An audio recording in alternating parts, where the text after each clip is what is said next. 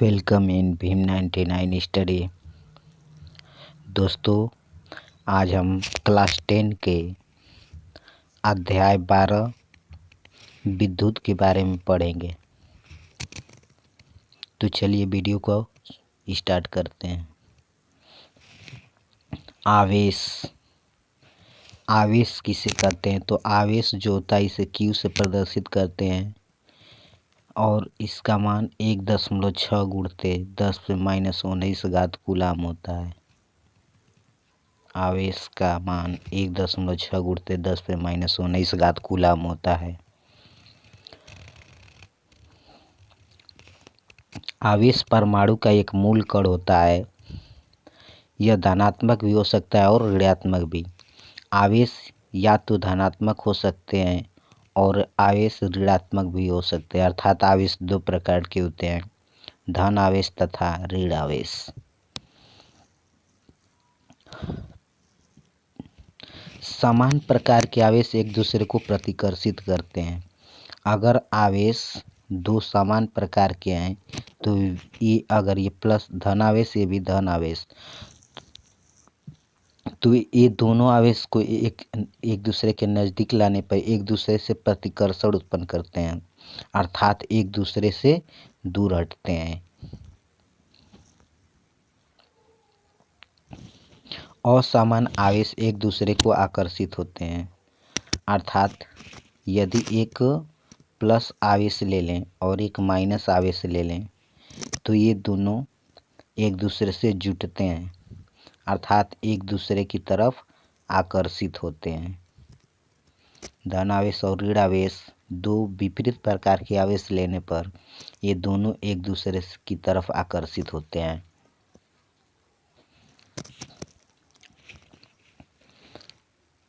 Coulomb आवेश का मात्रक है। आवेश का मात्रक कूलाम है, अर्थात Q का मात्रक जो होता है इसे कहते हैं हम लोग कूलाम। आवेश का मात्रक कूलाम C से प्रदर्शित करते हैं।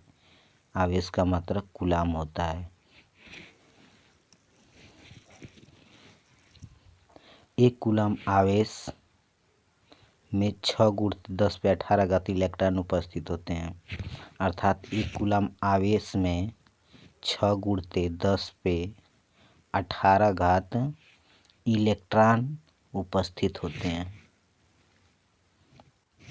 एक इलेक्ट्रॉन का आवेश 1.6 गुणित 10⁻⁻19 ऋण आवेश होता है, अर्थात -1.6 गुणित 10⁻⁻19 एक इलेक्ट्रॉन का आवेश होता है। फार्मूला एक होता है Q बराबर NE। आवेश बराबर N इलेक्ट्रॉनों की संख्या है और E का मतलब इलेक्ट्रॉन। यह फार्मूला है Q बराबर NE। तो Q जहाँ पे Q कुल आवेश है, N इलेक्ट्रॉनों की संख्या है और E इलेक्ट्रॉन।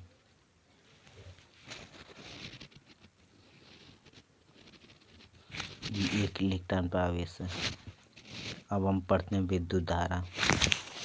दोस्तों, यदि यह वीडियो आपको पसंद आ रहा है तो इस वीडियो को लाइक कर दें तथा अपने दोस्तों के साथ शेयर कर दें, और अभी तक अभी हमारे चैनल को सब्सक्राइब न किए हैं तो सब्सक्राइब कर दें ताकि आने वाली वीडियो की नोटिफिकेशन आपको प्राप्त हो सके। विद्युत धारा, तो विद्युत धारा को I से प्रदर्शित करते हैं और इसका परिभाषा देखते हैं।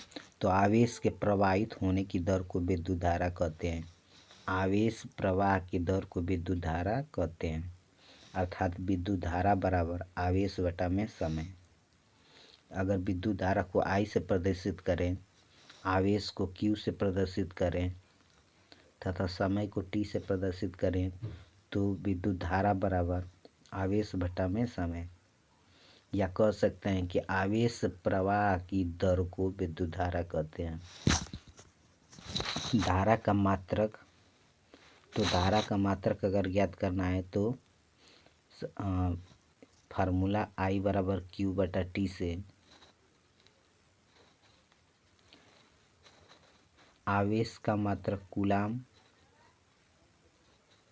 और समय का मात्रक सेकेंड, तो धारा का मात्रक हो जाएगा कूलाम प्रति सेकेंड। इसी कूलाम प्रति सेकेंड को हम एम्पियर भी कहते हैं। एम्पियर, कूलाम प्रति सेकेंड को एम्पियर कहा जाता है।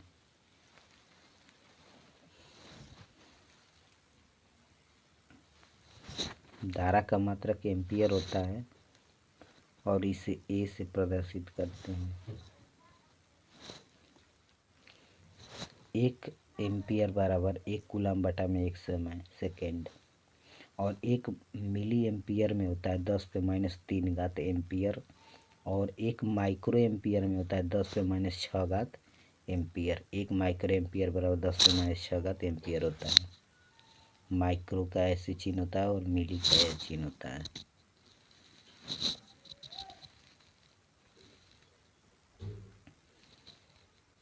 अब विद्युत धारा को किस चीज़ से मापते हैं, तो विद्युत धारा को मापने के लिए एमीटर का प्रयोग किया जाता है, जिसका प्रतीक होता है ये। इसमें एक तरफ प्लस होता है, एक तरफ माइनस होता है, और ए से एमीटर, ये इसका चिन्ह है एमीटर का। एमीटर का प्रतिरोध कम होता है तथा हमेशा श्रेणी क्रम में जोड़ा जाता है। एमीटर को परिपथ के श्रेणी क्रम में हमेशा जोड़ते हैं, और ये जो है इसका एमीटर का प्रतिरोध जो होता है बहुत ही कम होता है।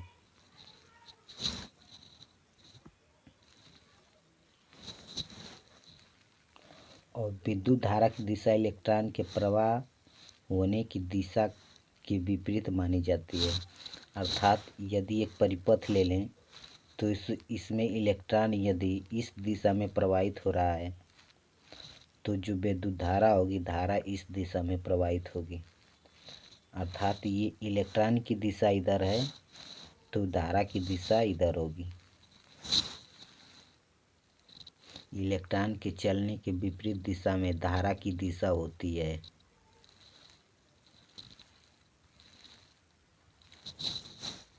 क्योंकि जिस समय विद्युत की परिघटना का सर्वप्रथम प्रक्षेपण किया गया था, इलेक्ट्रॉनों के बारे में कोई जानकारी नहीं थी, अतः विद्युत धारा को धनावेशों का प्रवाह माना गया।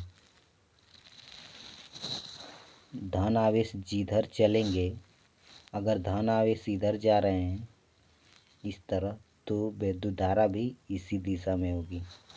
यानी कि इलेक्ट्रॉन के चलने के विपरीत दिशा में तथा आवेश के चलने की दिशा, धन आवेश के चलने की दिशा में होता है विद्युत धारा। अब पढ़ते विभवांतर। तो विभवांतर को भी से प्रदर्शित करते हैं। इसका परिभाषा हो जाएगा, एकांक आवेश को एक बिंदु से दूसरे बिंदु तक लाने में किया गया कार्य को विभवांतर कहते हैं। एकांक आवेश को एक बिंदु से दूसरे बिंदु तक लाने में किया गया कार्य को विभवांतर कहते हैं। अर्थात विभवांतर V बराबर W बटा में Q।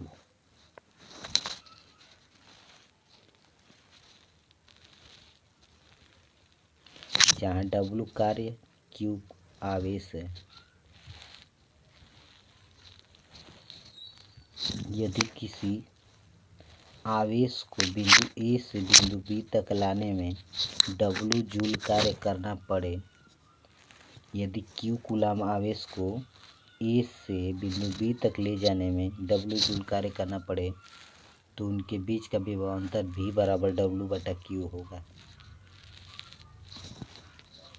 विभवांतर का मात्रक वोल्ट होता है। विभवांतर का मात्रक वोल्ट होता है, या विभवांतर का मात्रक बराबर W बटा में Q अर्थात जूल प्रति कूलाम भी होता है। विभवांतर का मात्रक जूल प्रति कूलाम या विभवांतर का मात्रक जूल प्रति कूलाम या वोल्ट होता है।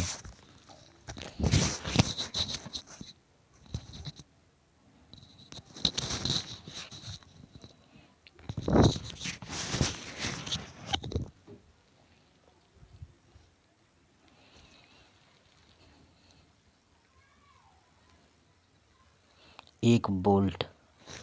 अब परिभाषा आता है, एक वोल्ट की परिभाषा कैसे करेंगे। तो जब एक कूलाम आवेश को किसी परिपथ में एक बिंदु से दूसरे बिंदु तक ले जाने में 1 जूल कार्य करना हो तो विभवांतर 1 वोल्ट होगा। वोल्ट मीटर, विभवांतर को मापने के लिए वोल्ट मीटर का प्रयोग किया जाता है। और वोल्ट मीटर में जो तार लगता है इसका प्रतिरोध ज़्यादा होता है तथा यह हमेशा समांतर क्रम में जोड़ा जाता है। एमीटर का प्रतिरोध कम होता था जबकि वोल्ट मीटर का प्रतिरोध ज़्यादा होता है। एमीटर को श्रेणी क्रम में जोड़ते थे, वोल्ट मीटर को समांतर क्रम में जोड़ते हैं। वोल्ट मीटर का प्रतीक होता है ये, एक तरफ प्लस होगा एक तरफ माइनस। सेल, तो सेल एक सरल युक्ति है जो विभवांतर को बनाए रखती है। विद्युत धारा की हमेशा उच्च विभवांतर से निम्न विभवांतर की तरफ प्रवाहित होती है।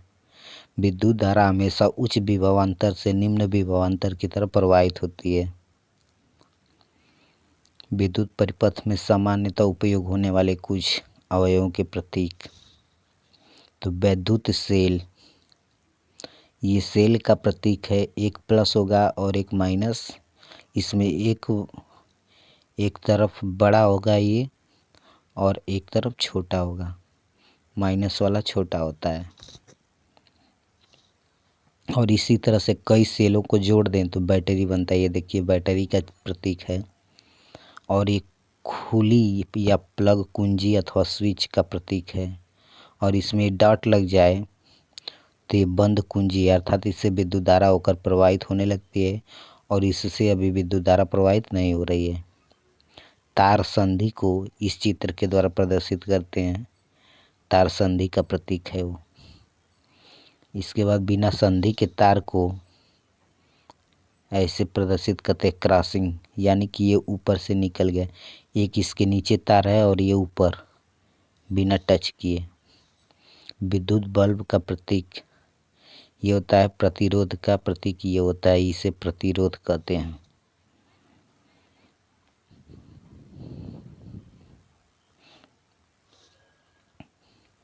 दोस्तों इस वीडियो को लाइक कर लें तथा अपने दोस्तों के साथ शेयर कर दें और सब्सक्राइब करना ना भूलें। प्रत्यावर्ती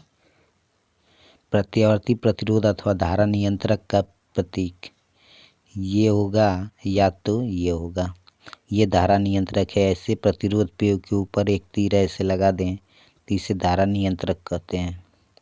ये मीटर और वोल्ट मीटर का प्रतीक है। अब पढ़ते हैं ओम का नियम, वेरी वेरी इम्पॉर्टेंट है ओम का नियम।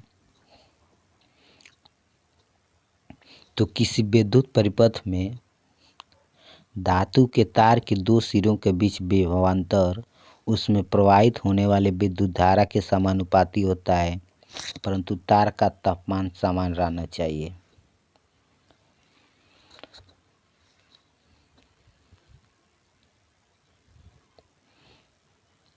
तो ओम का नियम के अनुसार किसी परिपथ में विद्युत धारा I,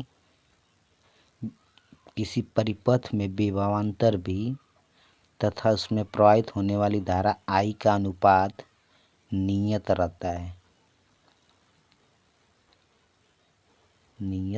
है, अर्थात V बटा में I बराबर R, जहाँ R एक नियतांक है। या आप इसे कह सकते हैं V बराबर, ये I का इसमें गुणा कर देते हैं, V बराबर I R, जहाँ R एक नियतांक है और जिसे तार का प्रतिरोध कहते हैं। विभवांतर V धारा I के बीच एक ग्राफ खींचा जाए तो यह हमेशा एक सरल रेखा प्राप्त होगा।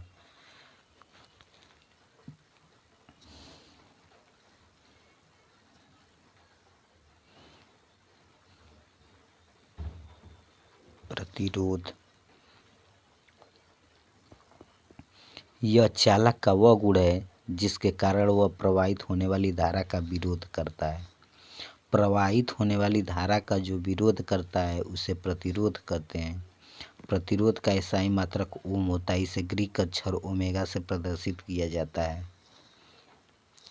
तो 1 ओम बराबर 1 वोल्ट बटा में 1 एम्पियर, अर्थात जब परिपथ में 1 एम्पियर की धारा प्रवाहित हो रही हो तथा विभवांतर 1 वोल्ट हो तो प्रतिरोध 1 ओम कहलाता है।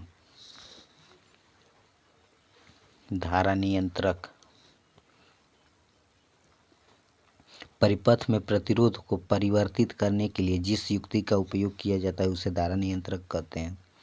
यानी कि परिपथ में प्रतिरोध को परिवर्तित करने के लिए, अर्थात धारा के मान को कम या ज़्यादा करने के लिए जिस युक्ति का प्रयोग किया जाता है उसे धारा नियंत्रक कहते हैं।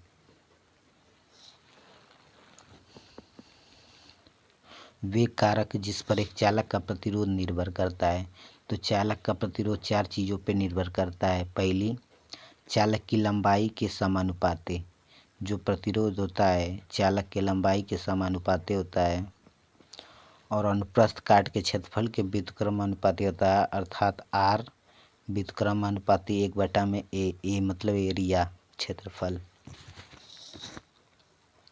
ताप के समानुपाती होता है, अर्थात ताप बढ़ाने पर प्रतिरोध बढ़ जाएगा और पदार्थ की प्रकृति पर भी इसकी निर्भरता रहती है। तो यदि इसे समीकरण 1 तथा इसे समीकरण नंबर 2 मान लें तो समीकरण 1 तथा 2 से R समानुपाती L/A, या कह सकते हैं R बराबर रो L बटा में A, जहाँ रो विशिष्ट प्रतिरोध है, अर्थात R बराबर रो L बटा में A, और जहाँ रो विशिष्ट प्रतिरोध है, विशिष्ट प्रतिरोध।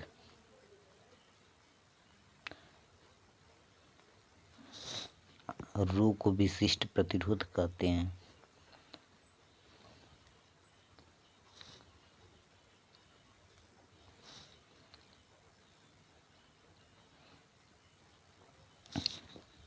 विद्युत प्रतिरोधकता।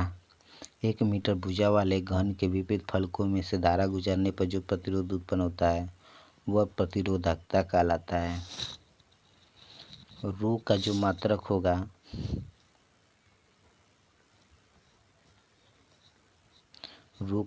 होगा ये पहले R/A बटा में L बराबर रो, तो रो का मात्रक हो जाएगा ओम मीटर। रो का मात्रक यानी कि विशिष्ट प्रतिरोध का मात्रक ओम मीटर होता है।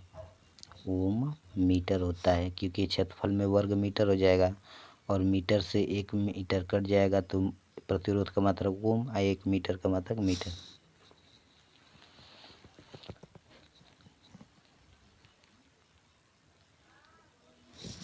प्रतिरोधकता चाल की लंबाई व अनुप्रस्थ काट के क्षेत्रफल के साथ नहीं बदलती परंतु तापमान के साथ बदलती है।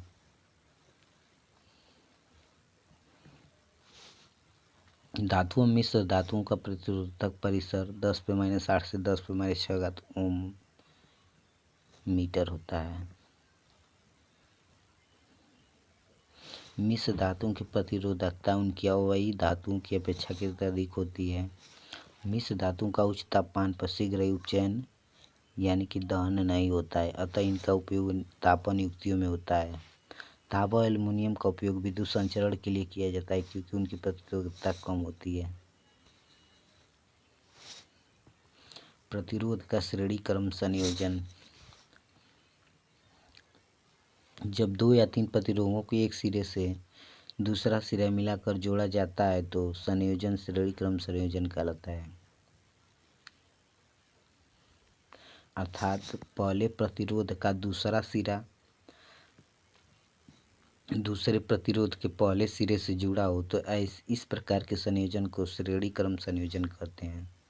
ये 3 प्रतिरोध को श्रेणी क्रम में जोड़ा गया है तथा इनके बीच जो विभवांतर वोल्टमीटर लगा गया है समांतर क्रम में जोड़ करके। एमीटर श्रेणी क्रम में जोड़ा गया है। इसके बाद बैटरी को श्रेणी क्रम में जोड़ा गया है। कुंजी लगी है, श्रेणी क्रम में लगी है।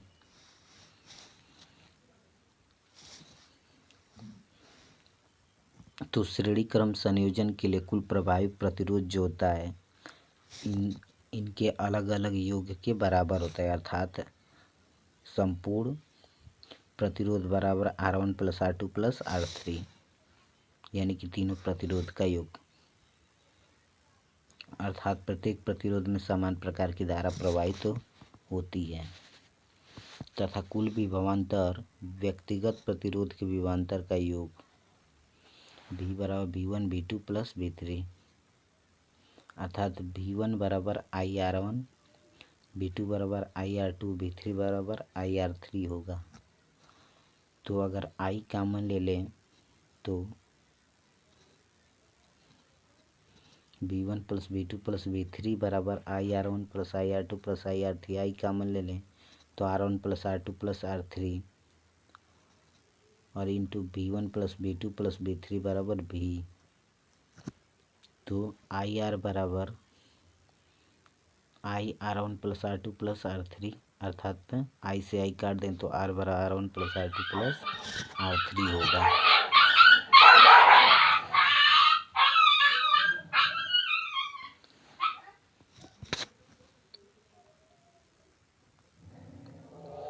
अतः एकल तुल्य प्रतिरोध सबसे बड़े व्यक्तिगत प्रतिरोध से बड़ा है।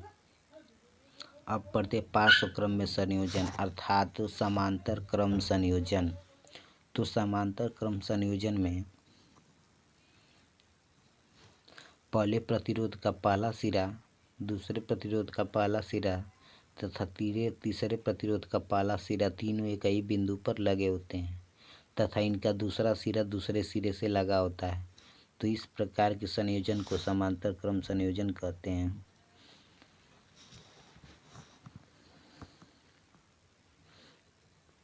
पार्श्व क्रम में प्रत्येक प्रतिरोध की सिरों पर विभवांतर और उपयोग किए गए विभवांतर के बराबर होता है, अर्थात कुल धारा प्रत्येक व्यक्तिगत प्रतिरोध से गुजरने वाली धाराओं की योग के बराबर होता है। अर्थात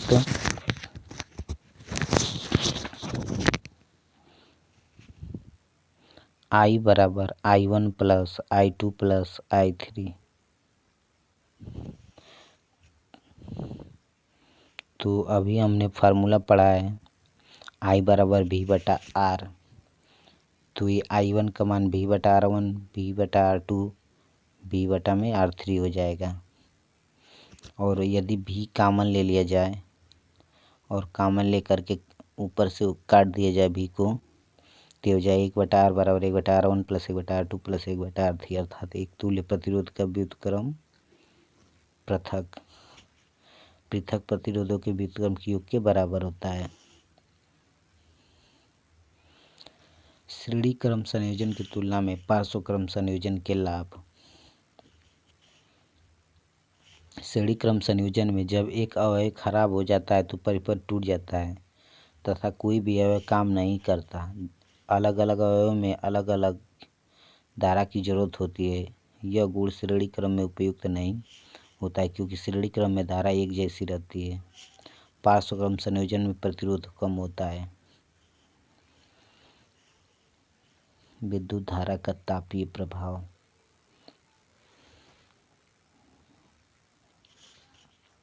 यदि एक विद्युत परिपथ विशुद्ध रूप से प्रतिरोधक है तो स्रोत की ऊर्जा पूर्ण रूप से ऊष्मा के रूप में क्षयित होती है। इसे विद्युत धारा का तापीय प्रभाव कहते हैं। अर्थात ऊर्जा जो होती है शक्ति गुणते समय, ऊर्जा बराबर शक्ति गुणते समय।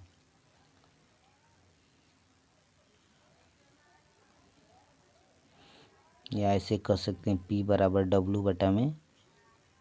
P = W/T।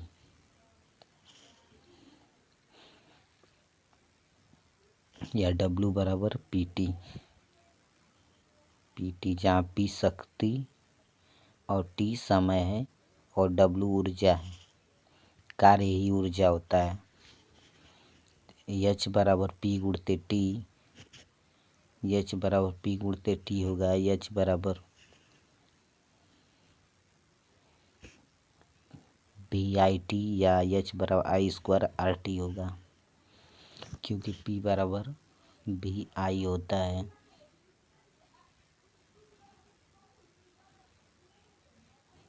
तो इसलिए वी आई टी और वी बराबर आई आर होता है, तो इसलिए हो जाएगा आई स्क्वायर आर टी। फिर से समझते हैं। पी की जगह अगर पी की जगह हम वी आई लिख दें तो वी आई टी हो जाएगा, और वी की जगह पे हम रख दें आई आर, तो इस फार्मूले में I R into I T, तो आई स्क्वायर हो जाएगा आई स्क्वायर आर टी, एच बराबर आई स्क्वायर आर टी, जहाँ एच ऊष्मा ऊर्जा है।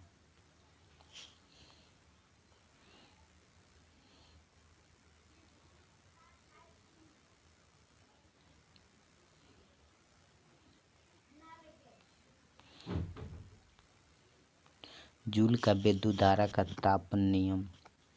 इस नियम के अनुसार किसी प्रतिरोध में उत्पन्न ऊष्मा विद्युत धारा के वर्ग के समानुपाती होता है, दूसरा प्रतिरोध के समानुपाती होता है, तीसरा विद्युत धारा के प्रवाहित होने वाली समय के समानुपाती होता है। तापन, प्रवाह, हीटर, प्रेस आदि के वांछनीय होता है, परंतु कंप्यूटर, मोबाइल आदि में अवांछनीय होता है। विद्युत बल्ब में अधिकांश शक्ति ऊष्मा के रूप में प्रकट होती है तथा कुछ भाग प्रकाश के रूप में उत्सर्जित होता रहता है। विद्युत बल्ब का तंतु टंगस्टन का बना होता है। यह उच्च तापमान पर उपचयित नहीं होता है। इसका गलनांक 3380 डिग्री सेंटीग्रेड होता है। बल्बों में रासायनिक दृष्टि से अक्रिय नाइट्रोजन तथा आर्गन गैस भरी जाती है, जिसमें तंतु की आयु में वृद्धि हो जाती है। विद्युत शक्ति ऊर्जा के उपयुक्त होने की दर को शक्ति कहते हैं, अर्थात P बराबर वी आई या P बराबर आई स्क्वायर आर बराबर वी स्क्वायर बटा में आर। शक्ति का ऐसा ही मात्रक वाट है, तो 1 वाट इंटू 1 वोल्ट गुणित 1 एम्पियर। ऊर्जा का व्यवहारिक मात्रक किलोवाट होता है। 1 किलोवाट बराबर 3.6 गुणित 10⁶ जूल होता है, और 1 किलोवाट को विद्युत ऊर्जा की एक यूनिट कहते हैं। दोस्तों, यदि यह वीडियो आपको पसंद आया है तो इसे लाइक कर दें तथा अपने दोस्तों के साथ शेयर कर दें, और अभी तक चैनल को सब्सक्राइब न किए हैं तो प्लीज़ सब्सक्राइब कर दीजिए, ताकि आने वाली वीडियो की नोटिफिकेशन आपको मिलती रहे। धन्यवाद।